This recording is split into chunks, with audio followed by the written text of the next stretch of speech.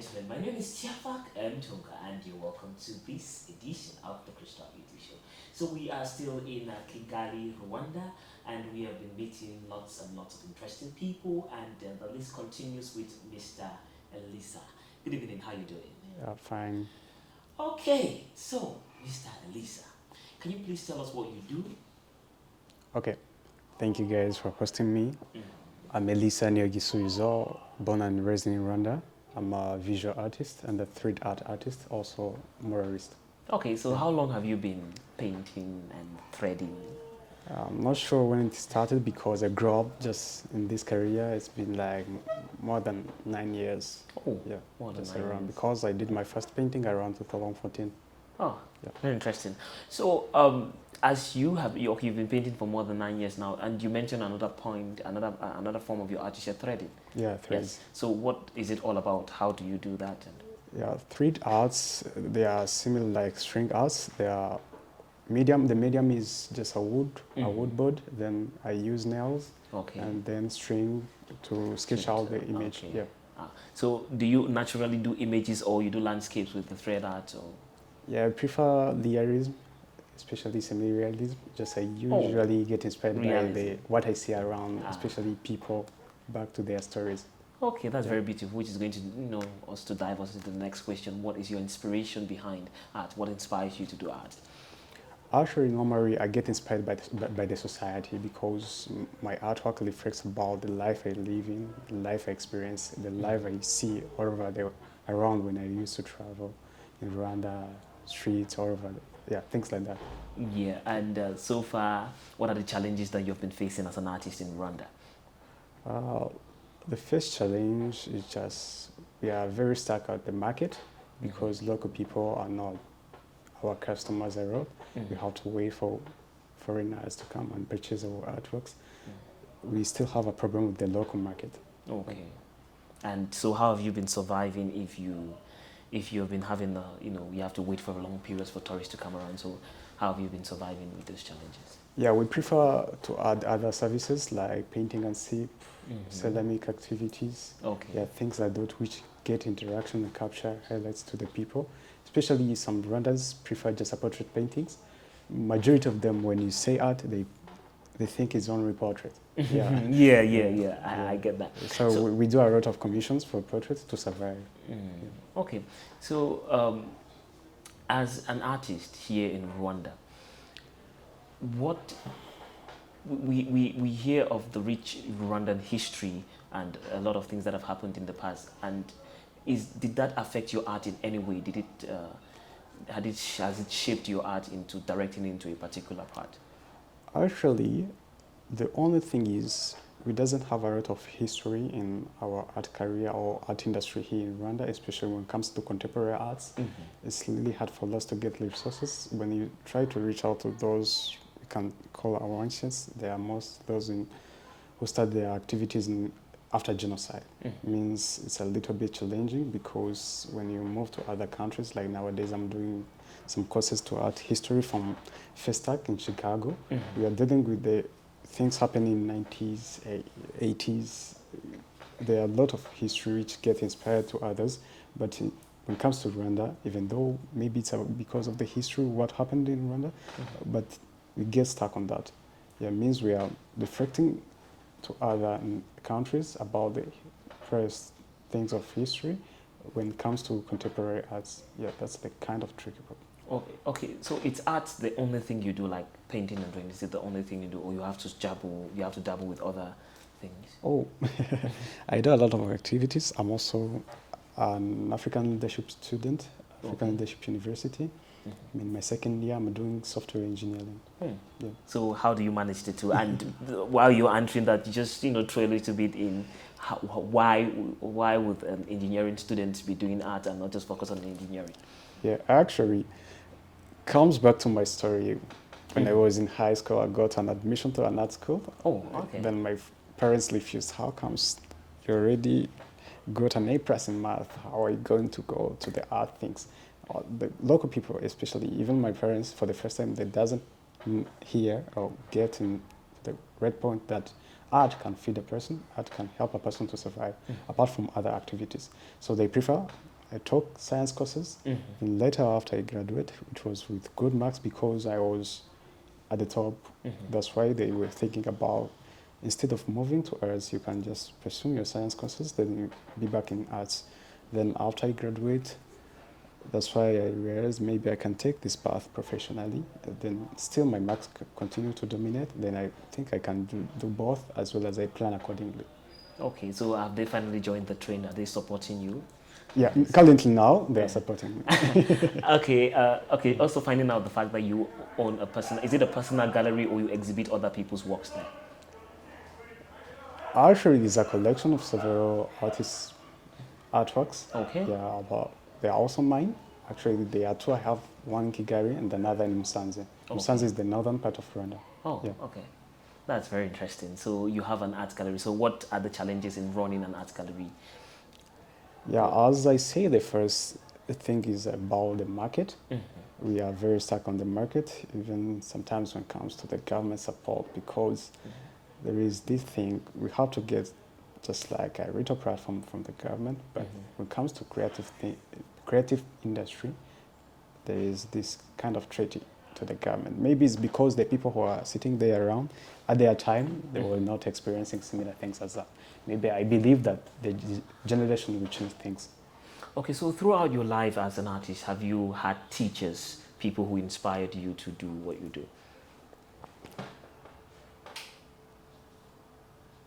Actually, in my career, I was always just like, had this much interested moving around to find my own inspiration, searching around.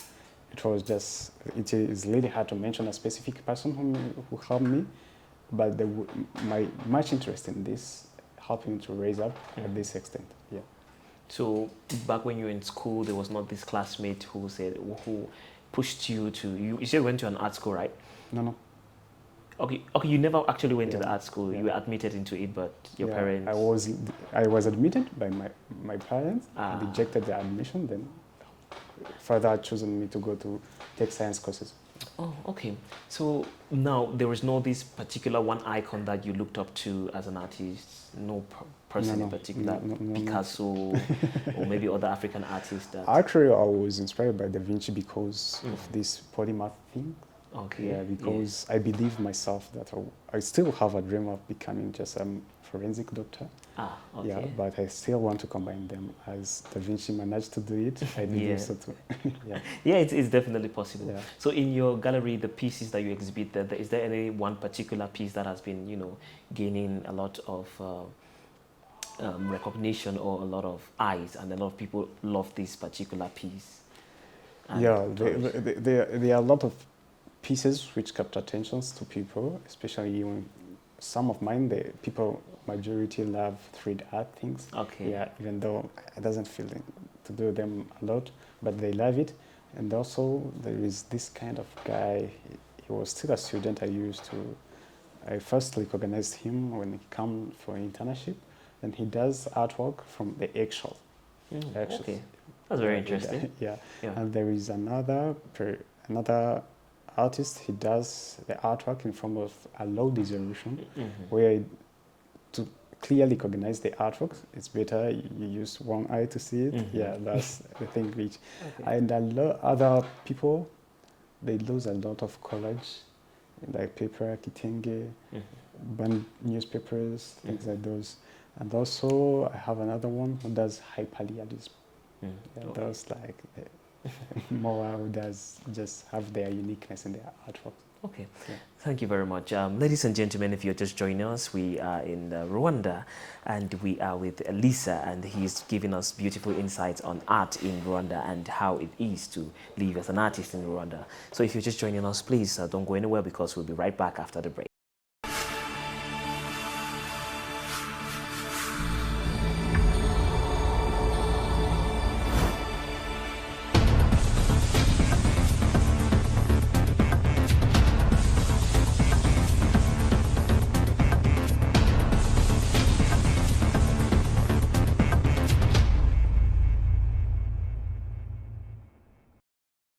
Okay, ladies and gentlemen, you're welcome back to the Crystal Beauty Show. I am Tiafa Kemitonga, and I'm here in the studios with Elisa, and we are in Kigali, Rwanda. We are talking about art. Now, Elisa, back to you. Now, a lot of people growing up as children, pick up the art, and we find our parents, stopping us from experiencing that art and everything, and you come from such a background. Why didn't you stop when your parents told you, okay, this is not something you should do? Why didn't you not stop? Why did you not just focus on everything? What was that drive that kept you going? Yeah. Actually, I used to tell to people, even some of them approaching me, Elisa, we want to learn art. The first thing for me to teach you or to train you about art is because they love. If you love things, no matter what, disaster, you still continue to push until the extent where you be doing it. I found myself, I have other activities, I have other things I do, but still the art dominates over all of our things because, as I told you, I'm a software engineer student. You already knew me because of what I do, as not as an engineer, not as a software, not as a tech person. Yeah. That's why I do. Why I say, no matter what you do, as well as you have much love of what you really think you want to follow, it will be always dominating over and over.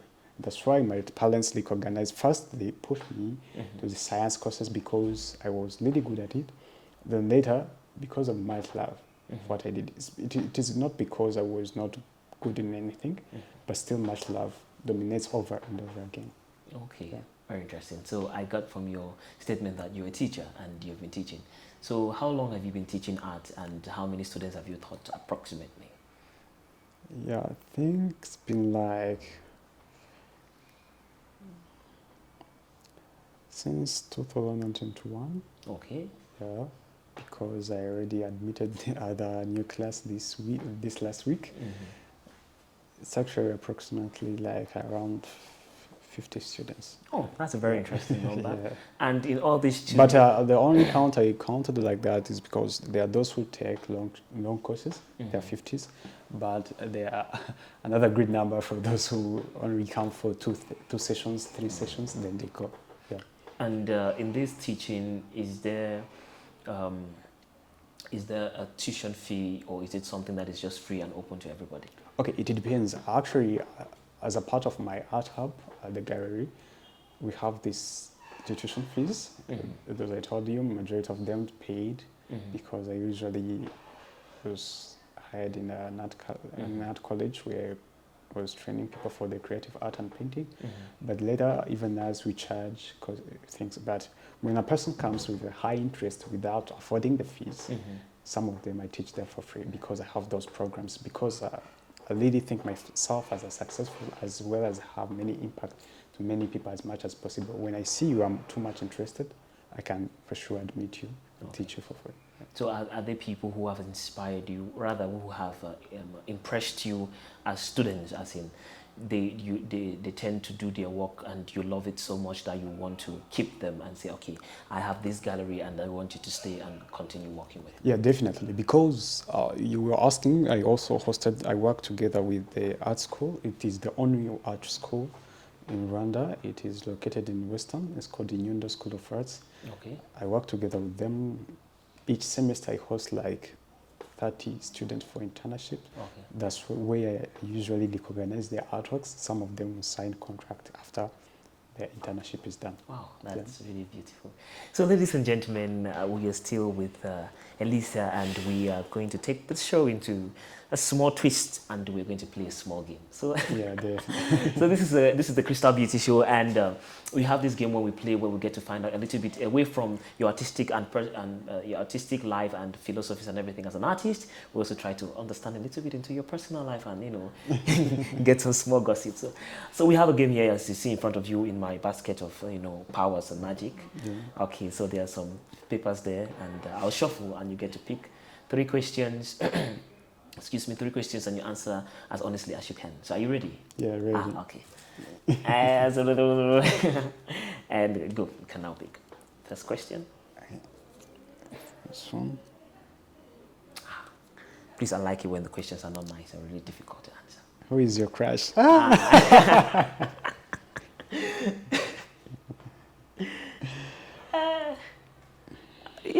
waiting. I'm sure she must be watching. She'll be watching you, and she's like, "Yeah, say it. I'm listening."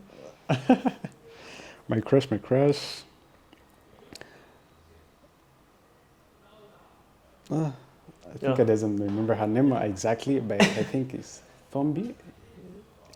She's a South African Oh, actor. I think. actor. Yeah. Yeah, in Rwanda. No, no.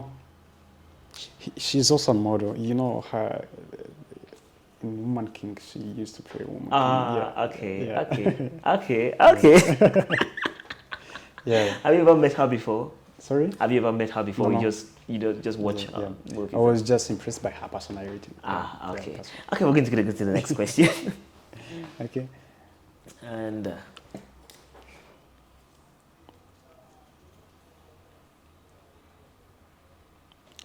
Favorite person. Oh, yeah, who's your favorite person? Arrive or Dead. You can pick. Okay, since you have two different people, let's go with that. Let's go with the two. Like you pick one from the dead and Okay, I think Nelson Mandela. ah. Even His Excellency President Paul Kagame. Wow, that's really beautiful. I think this is the first in the show we've actually had somebody bring somebody back from the dead to acknowledge them. Definitely. Yeah.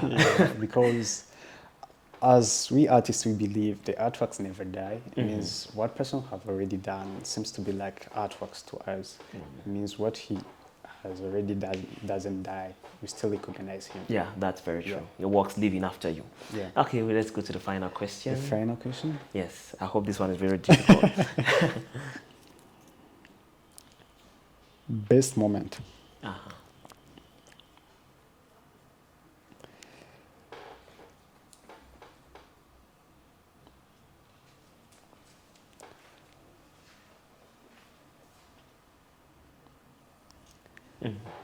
The best moment when I see a person falls really in love with my artwork. Ah, yeah. I know that feeling. Yeah. Sometimes they are not even mentioned. Are you the very one who did it? Oh, shit, I can't just miss to buy this one. Yeah. Okay. But I love that moment. Yeah. Yeah, it's a really priceless moment. Yeah, definitely. So is there any particular way you react when you see when you see this thing happen in front of you, like you see somebody? Actually, I doesn't like to show my emotions out, Okay. but I think I really feel like feeling change inside me. Yeah. Okay. Yeah. And okay, you have been painting for close to 9 years and everything. Have you, like, let's now go to the art itself. What are the challenges you face as an artist? As an artist? Yes, like the difficulty. Like, for example, I know artists that, understanding and mastering the human anatomy is really challenging. And when you get to understand it, it becomes really this breakthrough where you can continue to progress in your art and everything. And also the idea of trying to create without a reference and you're just going through from your mind. So as an artist in the art, what challenges have you faced and how have you overcome them? Okay. You're still refreshing about the differences. For me, I decided just to overcombine them. Okay. Then mix my own creation, even the difference, that's the solution. I find it like a sustainable solution because sometimes you find yourself to be more productive than what you think. It will be hard for beginners especially, to always think about the artworks and then choose about their ideas. It will be difficult for them. It's better if you have a goal difference, then just think about modifying it, think about adding more creation as much as possible. That will help.